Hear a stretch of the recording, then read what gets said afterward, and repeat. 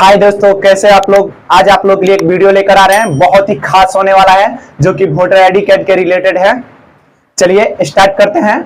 इसमें आप लोगों को हम बताएंगे कि क्या जरूरी था, क्या जरूरी नहीं था, कौन सा डॉक्यूमेंट देना था, कौन सा डॉक्यूमेंट नहीं देना था, क्या हम अपना समय बर्बाद किए, क्या हम अपना पैसा बर्बाद किए, ये कितना सही था। इस वीडियो में हम पूरे तरीके से बताएंगे, तो इस वीडियो में आप लोग बने रहें। चलिए सबसे फर्स्ट में हम आते हैं जनगणना प्रमाण पत्र। ऐसा एक फॉर्म आप लोगों के पास आया था जो बीएलओ हम लोगों के पास लाकर घर घर लाकर दिए थे कि इसको आप लोग फिलअप कीजिए लो। ये जो फॉर्म था जनगणना प्रमाण पत्र, इसमें ऑलरेडी हम लोगों का इपिक नंबर यानी वोटर आईडी नंबर और नाम, उसके बाद गांव का नाम, साथ साथ हम लोगों का एक फोटो भी आया था, एक फोटो भी था। उसके बाद नीचे जो था वो फिलअप करना था। फिलअप क्या करना था, यहाँ पे हम लोग को जन्म तिथि अपना डालना था, आधार नंबर डालना था, मोबाइल नंबर डालना था, मम्मी पापा का नाम डालना था, साथ साथ अगर उन लोगों का इपिक नंबर है, इपिक नंबर का मतलब वोटर आईडी नंबर अगर है तो डालिए, नहीं है तो मत डालिए। ये फॉर्म फिलअप करने के बाद हम क्या किए, अपने बीएलओ को जमा कर दिए। जमा कर दिए, जितने लोग थे सभी लोग मान लीजिए जमा कर दिए। जमा करने के बाद प्रॉब्लम क्या खड़ा हुआ, एक वीक बाद प्रॉब्लम खड़ा हुआ। प्रॉब्लम क्या खड़ा हुआ कि ये जो जनगणना प्रमाण पत्र था, इसमें प्रॉब्लम ये था कि आप एक प्रूफ लगाइए। प्रूफ क्या लगाना था, जाति, आय, निवास, पासपोर्ट, और नहीं तो 2003 का अगर वोटर लिस्ट में आपका नाम है तो वो लिस्ट को आप प्रिंट निकलवाइए और वो प्रूफ के तौर पे दीजिए। अब जिन लोगों के पास था वो तो जमा कर दिए, जिनके पास नहीं था वो अब जाति ऑनलाइन कराना स्टार्ट कर दिए, निवास ऑनलाइन कराना स्टार्ट कर दिए। चलिए ये दोनों ऑनलाइन कराने के लिए लोग चलेगा, चलिए हम अपना ऑनलाइन करा देंगे, क्योंकि पहले ही आपको पहले ही बीएलओ साहब का नाम था कि अगर यदि आप इसको जमा नहीं करते हैं तो आपका वोटर आईडी कार्ड में से लिस्ट में से नाम काट दिया जाएगा। अब देखिए यहाँ पे हमसे प्रूफ भी ले लिया, यहाँ पे हमारा आधार नंबर ले लिया, आधार में मोबाइल नंबर है वो भी ले लिया, डेट ऑफ बर्थ ले, साथ साथ ये हमारा बीपिक नंबर, नाम, डिटेल जो ऑलरेडी बिहार सरकार की तरफ से लिस्ट में आया है वो था, फिर भी उसको एक प्रूफ चाहिए था। प्रूफ में जब निवास हम बनवाने गए तो साइबर कैफ वाला हमसे निवास का 50 रुपया चार्ज किया। 50 रुपया दीजिए तो फिर आपको निवास बनवाएंगे। निवास जब हम ऑनलाइन कराने गए तो 50 रुपया दिए, साथ साथ बीएलओ का नाम था कि मात्र 2-3 दिन का आप लोगों को समय दिया जा रहा है, 2-3 दिन में आपको जमा करना है।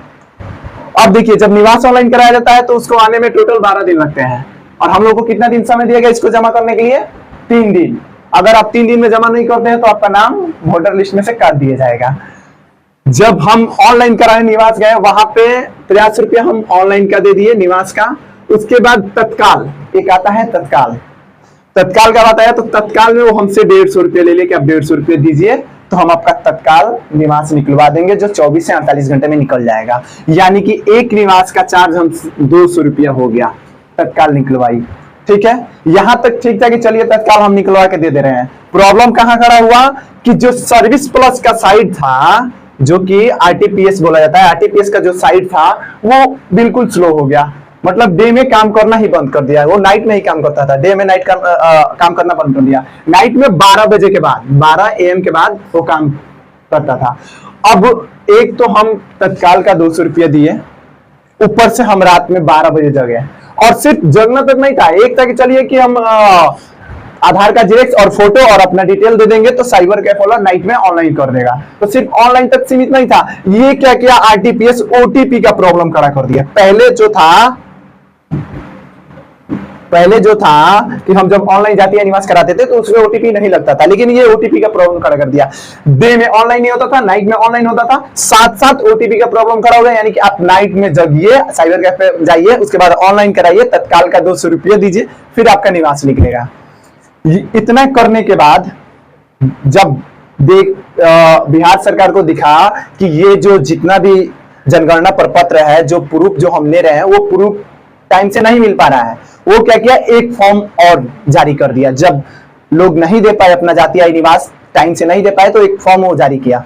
फॉर्म वो आपको भी दिखा रहे हैं, वो कौन सा फॉर्म है, ये देखिए।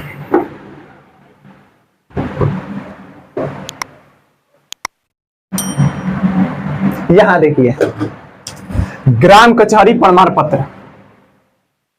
इसके पहले हम लोगों से प्रूफ मांगा गया, प्रूफ नहीं दिए, लेट हुआ, प्रॉब्लम हुआ, तो ये एक और फॉर्म जारी कर दिया, जो कि 19/8/2025 को जारी हुआ है, और ये वीडियो हम उसी नाइट में बना रहे हैं। अब ये देखिए, ग्राम कचहरी प्रमाण पत्र, इसमें क्या था, यहाँ पे अपना गांव का नाम डाल दीजिए, यहाँ पे अपना नाम डाल दीजिए, पापा का नाम, ग्राम, वार्ड, पंचायत, पोस्ट, थाना, और उसके बाद यहाँ आ जाइए, बिहार के अस्थाई निवासी हैं।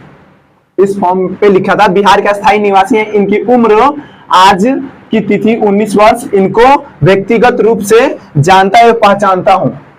ये हमारे सरपंच साहब कह रहे हैं कि जानता है वो पहचानता हूं। इनका परिवार कई पीढ़ियों से राजापुर वार्ड 12 पंचायत त्रिलोकपुर प्रखंड उच्चा गांव के अस्थायी रूप से निवास कर रहा है।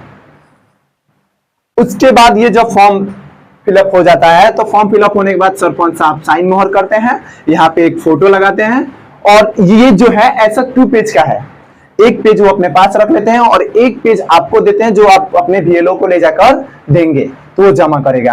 ये बताइए इतना करने के क्या जरूरत था कि लास्ट में वो आधार का ही डिटेल ले रहा है, आधार का ही डिटेल ले रहा है। अगर मान लीजिए कि आपके पास आधार नहीं है और आप ये फॉर्म लेकर अपने सरपंच साहब के पास गए कि सरपंच साहब इस फॉर्म को आप फिलअप कर दीजिए, तो सरपंच साहब फॉर्म फिलअप नहीं करेंगे, वो पहले ही आधार मांगेंगे कि आप आधार दीजिए तो आपका ये फिलअप होगा।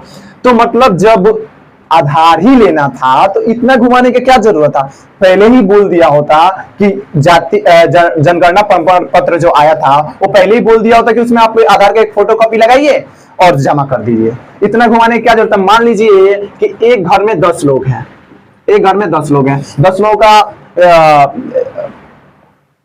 का प्रमाण पत्र जो जनगणना प्रमाण पत्र था वो आया, ठीक है, 10 लोग निवास ऑनलाइन करवाए, एक निवास का 200 रुपया तत्काल का लगा, 10 गो का 2000 रुपया हुआ।